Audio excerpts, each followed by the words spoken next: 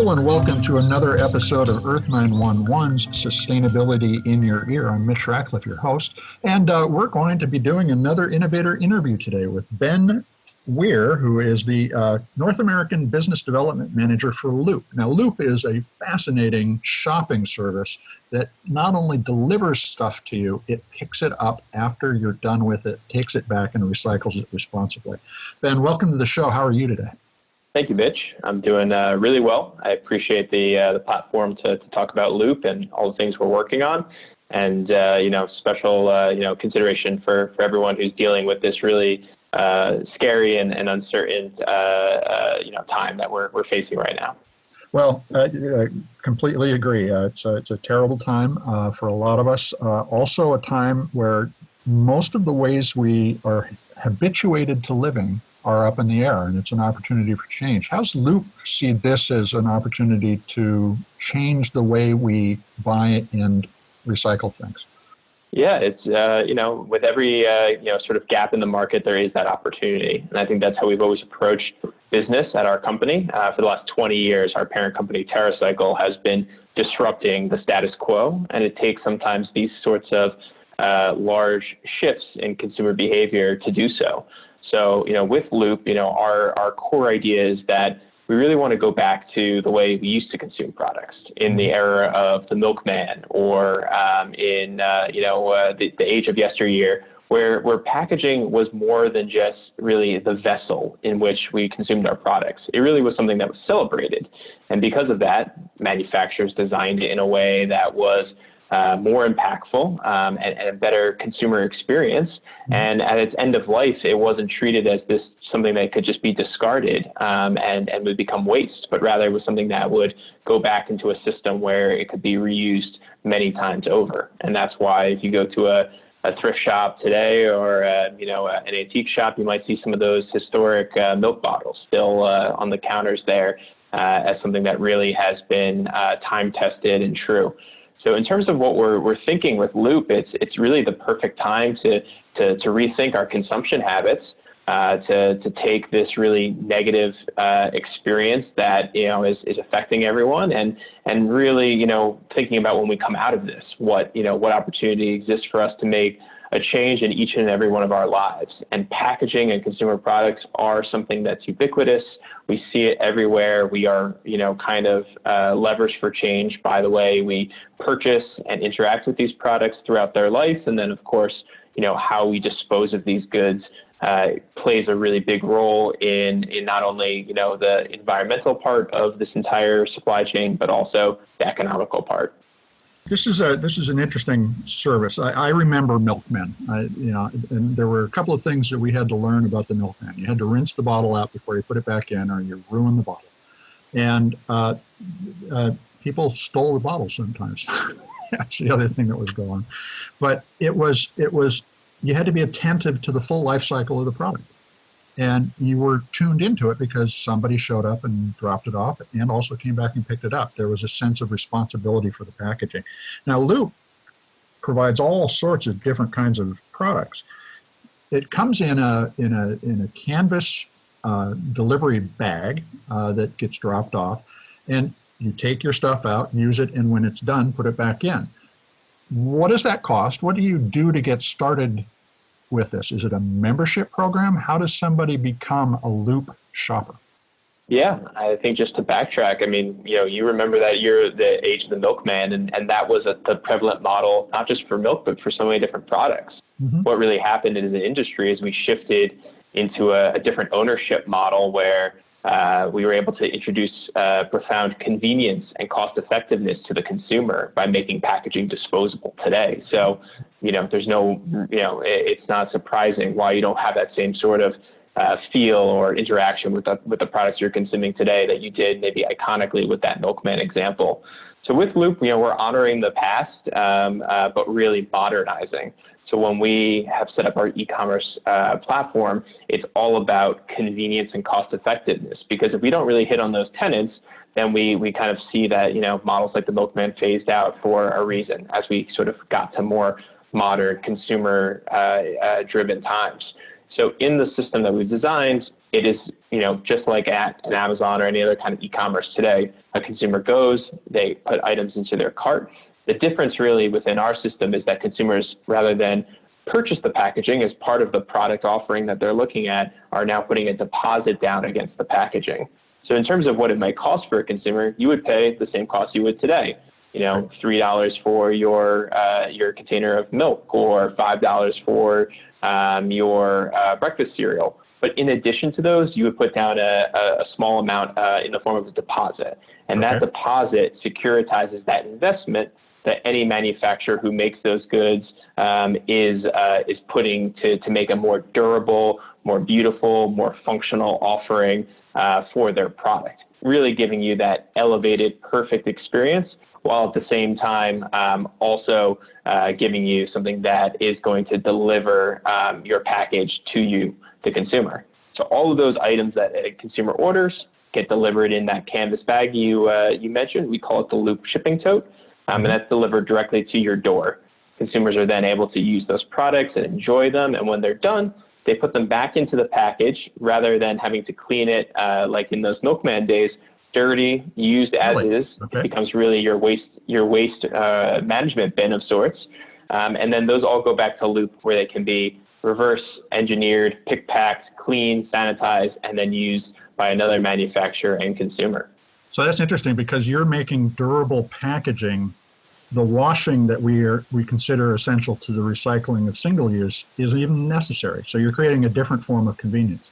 Exactly. Really fundamentally, it goes back to that nursery rhyme that we all kind of know as kids: reduce, reuse, and recycle. We're elevating that offering because the sustainability benefits tell us that if you don't ever have to bring something into a raw pellet form or some sort of recycling end of life, and you can reuse that package for the function it was designed for, we can hit really amazing environmental benefits and also really invest more in that package to deliver a better consumer experience. So it's really a win-win, we view it as.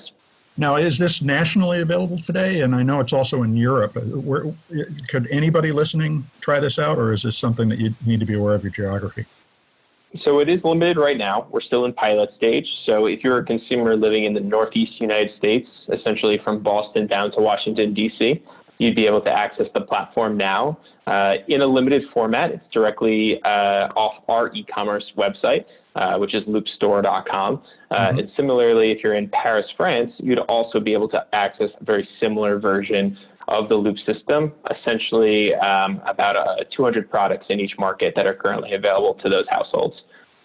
We have very robust expansion plans, and those will be taking place over the course of this year. And a big component of that will be Loop products no longer just via online, but actually at the brick and mortar stores where you're shopping today. Interesting. I'd love to learn more about that, but I want to ask first about why are brands choosing to work with you on this? Is it more efficient for them? So for brands, I think there's really two motivations, and I think they kind of fall into the two schools of thought of Loop. One is that natural inclination to be more sustainable. Not only are consumers looking for more sustainable alternatives as they come out of sort of these crises, but also so are brands, because they are there and designed to meet that consumer demand. And when a piece of waste ends up as litter, and it's got your branding on that, that's a little bit of kind of an egg on the face moment for those manufacturers. And so they're constantly looking for new ways to be sustainable. And so many of our partners have already set out very public facing goals about by 2025 or 2030, they want to do, X, goals for their packaging, whether it's recyclable, recycled content, or reusable. And so, that's really kind of motivation A, I'd say. Motivation B is really using Loop as a lever for innovation. This is really a model that celebrates the idea of packaging, increases the amount of investment that manufacturers can make in their packaging, and gives them a way to really differentiate their products from competitors by being first to market, by being the most innovative, and by really creating a better consumer experience. Because too many times, do brands, opt for that sustainable alternative, but really at the, kind of loss of the consumer. It's always sustainability as a sacrifice. Right. Loop really isn't about that. It's about creating really the world's best packaging, something that's reusable and sustainable, something that's elevated in luxury and aesthetics, and sometimes even functionality. And I think that's really the marriage that our brand partners are looking for. It's interesting. One of the most striking things about the Loop store is the aluminum packaging for things you don't normally associate with aluminum. And the one that stands out to me is the Häagen-Dazs yogurt container. But you also have aluminum lotion and conditioner bottles, things like that obviously are reusable and durable. So as you work with brands on this, how do you start to deal with the different time frames for the consumption of the stuff you buy? This is something when I first read about Loop, I was struck by. You get the tote. The tote may have a bunch of different things in it that are consumed at different rates. For instance, I go through, well, not anymore, diapers when I had kids, 12 of them a day. But we might buy a shampoo in the same box, and that would be something we use over the course of a couple of months. How do you coordinate picking up different kinds of stuff at different times? Would I end up with multiple totes, or would I have to sort of curate my tote, packing it with the right stuff to go back at any given time? Yeah, you raised two really good points. Initially, the point on design is definitely a part of the Loop equation. Packaging that typically would be some sort of single-use or disposable plastic is now an alloy, whether it be aluminum or stainless steel, like the Häagen-Dazs example, glass, or some sort of durable engineered plastic, but really always something that's a more robust option that gives consumers that sort of, really quality product in a really quality package as compared to, the inverse.